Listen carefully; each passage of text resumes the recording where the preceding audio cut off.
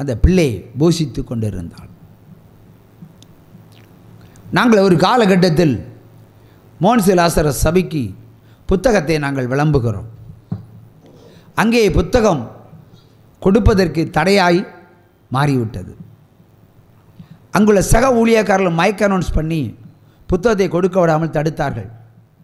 ஆனால் 2 மூட்டை புத்தகத்தை சபைக்குள்ளே எடுத்துக்கொண்டு ஓடிவிட்டார்கள். அல்லேலூயா, ஓடியே விட்டார்கள். சுவிசேஷம் அறிவிப்பதற்கு தடை அங்கு ஏற்படுத்தப்பட்டது. மிகுந்த வேதனையோடு இருக்கும்போது கர்த்தர் சொன்னார், இனி நின்னா உனக்கு அடி கிடைக்கும். அடி வேணுமா ஓடி போறியா? அடி வேணுமா ஓடி போறியா? இப்போ ஆண்டவர் சுவிசேஷம் அறிவிக்க சொல்லுகிறாரு. அங்கே புஸ்தகத்தை கொடுக்கும்போது இனி நின்னா உனக்கு அடி கிடைக்கும் என்று நாங்கள் எங்களுடைய பட்டாளங்கள் அங்கே நிற்குது. அங்கே புத்தகத்தை கொடுக்குறார்கள். அங்கே கூவி கூவி கூவி கூவி கூவி அதை வாங்காதீங்க வாங்காதீங்க, விரட்டுங்க, துரத்துங்க. வாலண்டியர்ஸ் அங்கே என்ன பண்ணுற, இங்கே என்ன பண்ணுற, அதான் போகிறான், அதான் ரயில்வே ஸ்டேஷன் பக்கத்தில் ஒருத்தன் போகிறான், அதை போய் பிடின்னு சொல்லி அனௌன்ஸ் பண்ணுறாங்க. ஒட்டுமொத்த உபவாச கூட்டத்தில் எத்தனை பேர் மத்தியில் இயேசு பெரியவர் புத்தகத்தையும் சீவோலி ஜெபக்கபரத்தையும் கொடுக்க விடாமல் தடுக்கிறார்கள். வேதனையில் இருக்கும்போது ஆண்டு சொல்லுவார், இனி நின்று அடி கிடைக்கும், கொஞ்சம் சுற்றி பாருன்னு சொன்னார். நான் சுற்றி பார்த்தா அங்கே வாட்ச்மேன் நினைக்கிற அத்தனை பேரும் பெரிய பெரிய ரவுடிகளை மாதிரியே நிற்கிறாங்க. கையில் நூலை கட்டணும் நிற்கிறான், காப்பு கட்டணும் நிற்கிறான். உடனே இனி நின்று அடிதான் கிடைக்கும். சுவிசேஷத்தை இவ்வளோ தடுக்கிறவங்க ஏன் அது கூட செய்ய மாட்டாங்களா? ஆனால் என்ன கண்டுபிடிக்கிறது கஷ்டம். நான் நிற்கிறது லுங்கியில், லுங்கி சட்டையிலையும் நிற்கிறோம், கண்டுபிடிக்க முடியாது. ஏன்னா ஃபோட்டோ வச்சு கண்டுபிடிச்சா தான் உண்டு. நாங்கள் உடனே நாசர் ஜங்ஷனுக்கு வந்துட்டோம். ஆண்டவருக்கு கீழ்ப்படி என்னவல்லவா, நாசர் ஜங்ஷனுக்கு வந்துட்டோம். அங்கேயே வந்த ஜனங்களுக்கெல்லாம் புத்தகத்தை கொடுத்தோம். ஈவினிங் வரும்போது உங்களை புத்தகத்தை எல்லாம் கொடுத்துடலான்னு பார்த்தா வண்டியை வேறு விதமாக தூத்துக்குடி பக்கமாக திருப்பி விட்டாங்க. நாங்கள் காத்திருந்து புத்தகத்தை அப்படியே வண்டியில் போட்டுக்கிட்டு அப்படியே வீட்டுக்கு வந்துட்டோம். மறுநாள் காலையில் இந்த தஞ்சாவூர் ஆடு வளர்க்கிற சகோதரி, ஐயா உங்கள் புத்தகத்தை படித்தேன். யார் கொடுத்தாங்க? சபையில் கொடுத்தாங்க. இல்லை சபையில் கொடுக்கலையே, கொடுக்க விடலையே, ஆனால் எனக்கு ஒன்று கிடைத்து விட்டது. நான் சொன்னேன், மோன்சிலாசரே ஆட்களை வச்சு தடுத்திருக்கிறாரு, நாங்கள் அப்படியே மூட்டையாக வாரிக்கொண்டுல வந்துட்டோம். இல்லையா, சபை நடக்கும்போது அங்கே வேறு ஒரு நிகழ்வு ஏற்பட்டது. என்ன நிகழ்வு ஏற்பட்டது? ஆப்பிரிக்காக்காரன் அன்றைக்கி பிரசங்கம் பண்ணுகிறான். பிரசங்கம் பண்ணும்போது அது கன்வெர்ட் பண்ணப்படுகிறது, அது தமிழில் உரையாற்றப்படுகிறது. மோன்சிலாசரஸ் விளக்கம் கொடுக்கிறார். அப்படி கொடுக்கும்போது இப்படி ஒரு சம்பவம் நடந்தது.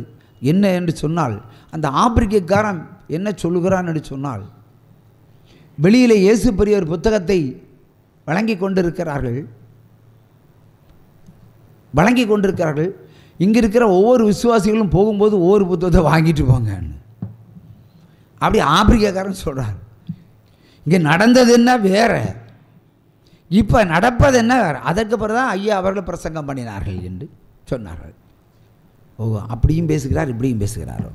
ஆனால் கர்த்தர் என்று பேசினார், ஆப்பிரிக்காரனை வச்சு பேசினார், இந்த புத்தகத்தை வாங்கி படிங்க என்று. ஆனால் புத்தகம் நாங்கள் வெளியே வந்து பார்க்கும் புத்தகம் கிடைச்சதா? ஒத்த ஒரு புத்தகம் கிடைக்கல. ஆனால் எனக்கு மட்டும் ஒரு புத்தகம் கிடைத்தது. அது ஆரம்பத்தில் நாங்கள் கொடுக்கும்போது கிடைத்தது இந்த மகளுக்கு. அந்த புத்தகத்தை குடிசைக்குள்ளே கொண்டு வந்து அதை வாசிப்பதற்கு அந்த புத்தகத்தை தொட்ட பொழுது அந்த புத்தகம் அக்கினியாய் எரிந்தது. என் கரம் சுட்டது, என் கரம் சுட்டது, என் கரம் நடுங்கியது என்று கதறினாள், பதறினாள். நான் கேட்டேன், நீ என்ன பாவம் செஞ்சியான்னு கேட்டேன். ஆமையா. அவன் நீ தானே ஊழியக்காரி, நீ எப்படி பாவம் செய்யலாம்? நான் பாவம் செஞ்சிட்டேன். ஆவேதான் அதனுடைய வார்த்தை பாவம் செய்யாதே என்ற ஒரு வார்த்தை கடினமாக இருந்தது. மேற்கொண்டு வாசிக்க முடியவில்லை. புத்தகத்தை தொடும் பொழுதெல்லாம் என் சரீரம் அக்னியாக மாறியது. ஆவேதான் நான் அந்த புத்தகத்தை படிக்க வேண்டும், நீங்கள் எனக்கு ஜெபம் பண்ணுங்க. அப்படி என்றால் பாவ நிவாரண பலி செலுத்து. பாவ நிவாரண பலி செலுத்தினால் ஒழிய உன் பாவம் மன்னிக்கப்படாது லேவியராகமம் 19:22 சொல்லுகிறது. ஆகவே லேவியராகமம் 19:22 படி பாவ நிவாரண பலி செலுத்தினால் நான் உனக்கு ஜெபம் பண்றேன். எஸ் என்று சொன்னார்கள். நான் ஜெபம் பண்ணினேன். ஜெபத்தினுடைய முடிவு புத்தகத்தை ஓர் எழுத்துக்களாய் வாசித்து முடியும் வரைக்கும் பரிசுத்த ஆவியின் அபிஷேகத்தில் அந்த மகள் இருந்தாள். அடைய பிரதிபலன் என்ன? 7 வருடமாய் ஓடிப்பான். புருஷன் 3 நாளில் வருவான். ஊழியக்காரன் தான் வருவான்.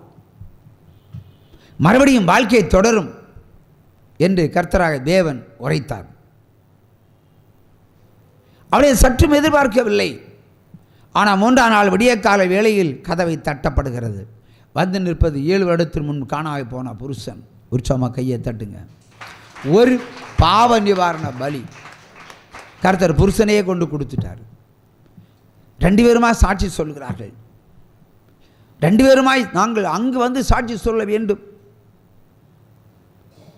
அங்கு வந்து சாட்சி சொல்ல வேண்டும். நான் சொன்னேன், நீங்கள் இங்கு வந்து சாட்சி சொல்ல வேண்டாம் என்று சொன்னேன். ஏனென்றால் ஏதோ ஒரு காரியம் இருக்கிறது.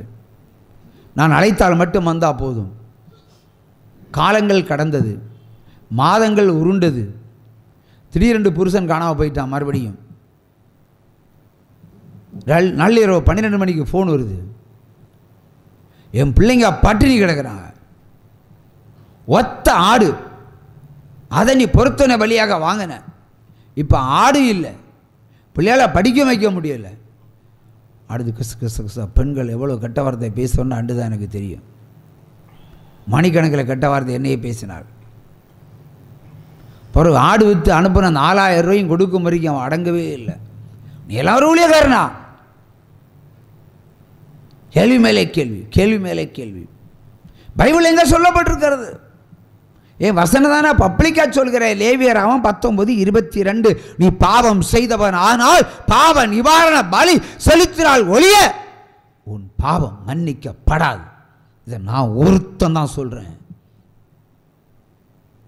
பாவ நிவாரண பலி செலுத்தின பொழுது அவளுக்கு பாவ மன்னிப்பு கிடைத்தது. பரிசுத்த ஜீவிதம் தொடங்கியது. காணாம போன புருஷன் வரான். பிற்கால நீ தக்க வைத்துக் கொள்ளாவிட்டால் நான் பொறுப்பா? வருடங்களுக்கு பிறகு மறுபடியும் காணாம போனால் இனியும் பொருத்தனை செலுத்தினா தான் வருவோம். அதுக்கு தான் இவ்வளோ கெட்ட வார்த்தை. ஒரு கெட்ட வார்த்தை கேட்க முடியல, எந்த ஃபோனையும் அட்டன் பண்ண முடியல. ஆகவே தான் மறுபடியும் நான் என்ன செய்தேன், அந்த 4000 ரூபாய் அவளுக்கே அனுப்பிவிட்டேன். அன்னையிலேருந்து ஆரம்பித்த பணி இன்றைக்கும் அப்படி தான். அநேக இடங்களில் நான் மாட்டிக்கிட்டு முழிக்கிறேன். அதான் தேசத்தில் அந்தி கிறிஸ்துவின் கொடி பறக்கும். இந்தியாவிலே முஸ்லீம் ஆளுகைக்கு வரும் என்று சொன்ன ஒரே தீர்க்கதரிசி நான் என்பதனை பிற்பாடு நீங்கள் அறிந்து கொள்வீர்கள். உற்சாகமாக கையை தட்டலாம். இப்போ சொன்னதில்லை. தமிழ்நாட்டை கிறிஸ்தவன் ஆளுவான் என்று சொன்னது 23 வருடங்களுக்கு முன்பு. முஸ்லீம் ஆளுவான் என்று சொன்னதும் 23 வருடங்களுக்கு முன்பு. நடக்கலைன்னா என்ன கேளுங்க. அல்லேலூயா. உற்சாகமாக கையை தட்டுங்க. அல்லேலூயா. கர்த்தர் உரைத்ததை நான் சொல்லுவேன். எபிரியர் 5ஆம் அதிகாரம் 1ஆம் வசனம் வாசித்து விட்டு பாவம் செய்யாதே என்ற பாடலை கேட்க போகிறோம். அன்றியும் மனுஷரில் தெரிந்து கொள்ளப்பட்ட எந்த பிரதான ஆசாரியனும் பாவங்களுக்காக காணிக்கைகள் மட்டுமல்ல பலிகளையும் செலுத்த வேண்டும் என்று மனுஷருக்காக தேவ காரியங்களை செய்வதற்கென்று அவன் நியமிக்கப்படுகிறான். பாவங்களுக்காக காணிக்கைகளையும் பலிகளையும் வாங்குவதற்குத்தான் ஊழியக்காரன் நியமிக்கப்பட்டிருக்கிறான். இதை பொய் என்று சொன்னால் சொல்லுகிறவர்கள் அந்தி கிறிஸ்து, எஸ் என்று சொன்னால் இயேசு கிறிஸ்துவின் வாரிசுகள். உற்சாகமா கையை தட்டி இந்த பாடலை பாடுவான். பாவம் செய்யாதே சாபமாகாதே. பாடுங்க பிறகு.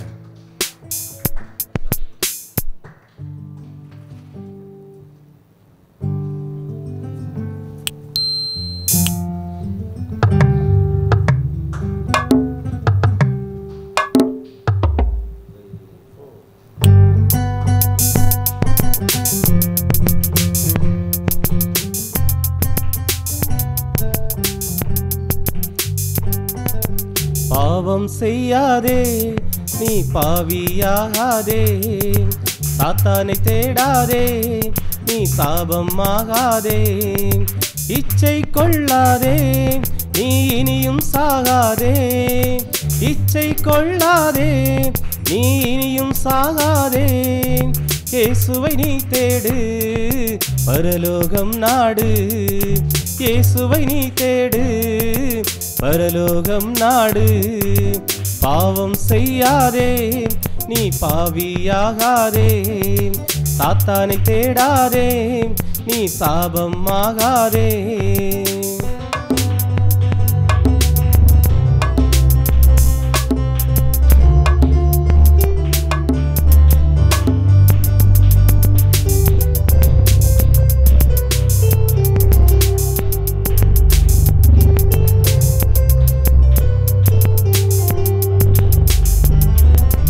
பாவம் செய்ய தூண்டுகின்ற பயணம் செய்யாதே.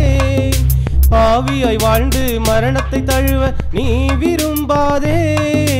பாவம் செய்ய தூண்டுகின்ற பயணம் செய்யாதே. பாவியாய் வாழ்ந்து மரணத்தை தழுவ நீ விரும்பாதே. பாதாள சாத்தான் உன் உயிரை பாழாக்கி எடுத்துவிடும்.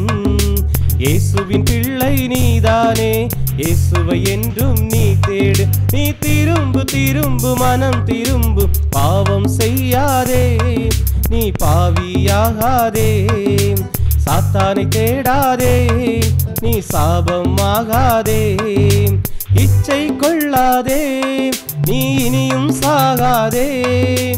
இச்சை கொள்ளாதே, நீ இனியும் சாகாதே. இயேசுவை நீ தேடு, பரலோகம் நாடு.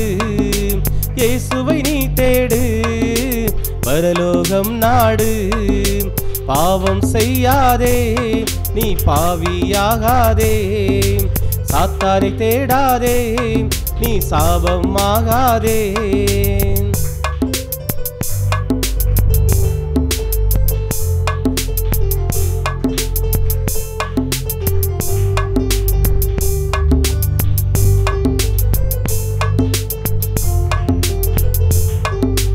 மந்திரம் செய்ய ஓடுகின்ற தீங்கை செய்யாதே. கடனாய் வாழ்ந்து துக்கத்தை தழுவ நீ துடிக்காதே. மந்திரம் செய்ய ஓடுகின்ற தீங்கை செய்யாதே. கடனாய் வாழ்ந்து துக்கத்தை தழுவ நீ துடிக்காதே. காவல்துறை உன்னை சிறையில் அடைத்து நிம்மதியை கெடுத்துவிடும். எலிசாயின் தேவனை நீ தேடு, நிம்மதி நீ நாடு. நீ திரும்பு திரும்பு மனம் திரும்பு, பாவம் செய்யாதே, நீ பாவியாகாதே. சாத்தானை தேடாதே, நீ சாபம் ஆகாதே. இச்சை கொள்ளாதே, நீ இனியும் சாகாதே. இச்சை கொள்ளாதே, நீ இனியும் சாகாதே. இயேசுவை நீ தேடு, பரலோகம் நாடு. இயேசுவை நீ தேடு, பரலோகம் நாடு. பாவம் செய்யாதே, நீ பாவியாகாதே. சாத்தானை தேடாதே, நீ சாபம் ஆகாதே.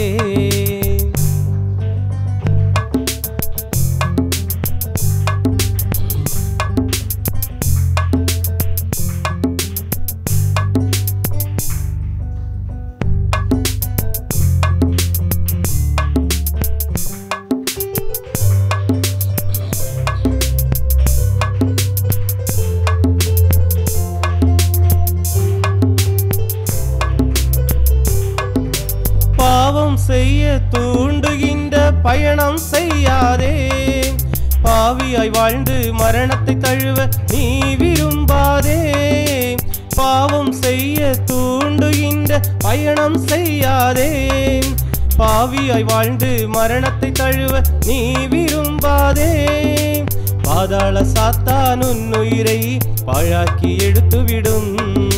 இயேசுவின் பிள்ளை நீதானே, இயேசுவை என்றும் நீ தேடு. நீ திரும்பு திரும்பு மனம் திரும்பு, பாவம் செய்யாதே, நீ பாவியாகாதே.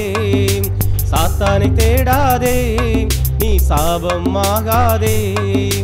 இச்சை கொள்ளாதே, நீ இனியும் சாகாதே. இச்சை கொள்ளாதே, நீ இனியும் சாகாதே. இயேசுவை நீ தேடு, பரலோகம் நாடு. இயேசுவை நீ தேடு, பரலோகம் நாடு. பாவம் செய்யாதே, நீ பாவியாகாதே. சாத்தானை தேடாதே, நீ சாபமாகாதே.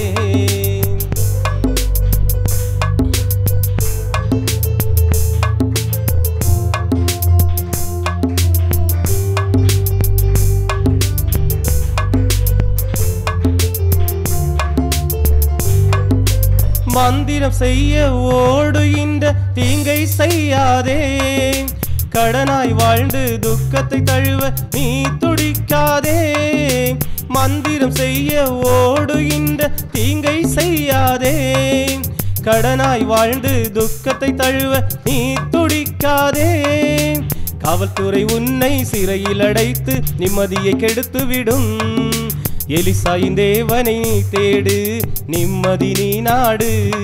நீ திரும்பு திரும்பு மனம் திரும்பு, பாவம் செய்யாதே, நீ பாவியாகாதே. சாத்தானை தேடாதே, நீ சாபமாகாதே. இச்சை கொள்ளாதே, நீ இனியும் சாகாதே. இச்சை கொள்ளாதே, நீ இனியும் சாகாதே. இயேசுவை நீ தேடு, பரலோகம் நாடு. இயேசுவை நீ தேடு, பரலோகம் நாடு.